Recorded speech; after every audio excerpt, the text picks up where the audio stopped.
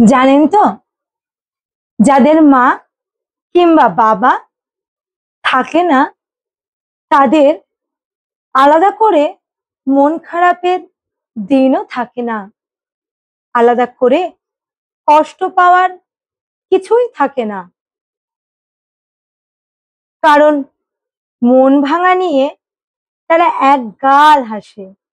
সে হাসি স্বাভাবিক, স্বাভাবিক আচরণও করে, কিন্তু সে আচরণ বোঝা আপনাদের ক্ষমতা থাকবে না। আপনাকে সে বুঝতেই দেবে না তার পৃথিবীটা বড় অন্ধকারময়। আপনাকে জানতেই দেবে না তার ভেতরের কষ্টটা কি। মাতৃ স্নেহ ছাড়া অথবা পিতৃ শাসন ছাড়া পার্টিকুলার তার যে জীবনটা কি করে কাটে তারাই জানে। একটা সময়, একটা নির্দিষ্ট তারিখে যে অঘটনটা ঘটে গিয়েছিল, সেই ঘটনাটার দিনে তাকে এটা বলে সান্ত্বনা দেবেন না, আজকে তোমার মন খারাপ জানি, তাই তোমায় ফোন করতে পারছি না। আলাদা করে তার আর মন খারাপ হয় না, আলাদা করে তাকে কষ্ট পেতেও হয় না, আলাদা করে তাকে কান্না করতে হয় না। সে কান্না করে, তবে আপনাদের চোখের সামনে নয়। তার কষ্ট পাওয়া প্রত্যেক দিনের, সেটা আপনাদেরকে বোঝানোর জন্য নয়। তাকে তো উপরওয়ালা একান্তই ব্যথা, বেদনা, যন্ত্রণা সবটুকু দিয়েছে, আর সে সহ্য করার ক্ষমতা প্রতিনিয়ত করে চলছে।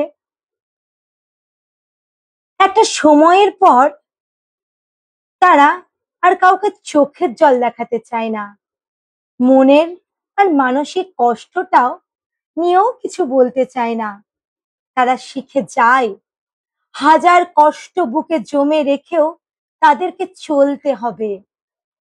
খোলা আকাশের নিচে এক দীর্ঘ নিঃশ্বাস ফেলে তাকিয়ে বলতে হবে, আমাকে এগিয়ে যেতে হবে।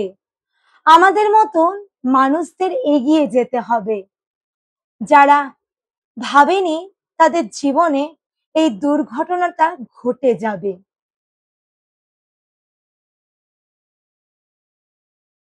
কারণ এই পৃথিবীতে অনেকেই আছে যারা ক্ষতস্থানে খোঁচা দেওয়ার জন্য উঠে পড়েই লাগে, এমনকি নুন ছিটাতেও তারা প্রয়োজন বোধ করে না।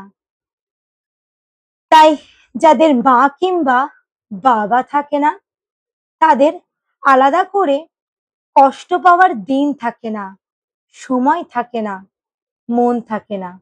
তাদের প্রত্যেক দিনই অসময়েই কাটে, যন্ত্রণা নিয়েই কাটে, দুঃখ নিয়েই কাটে। তাদের আলাদা করে বলবেন না, আজকে তোমার মন খারাপ ছিল তাই ফোন করিনি। কলমে পৃথা, কণ্ঠেও পৃথা।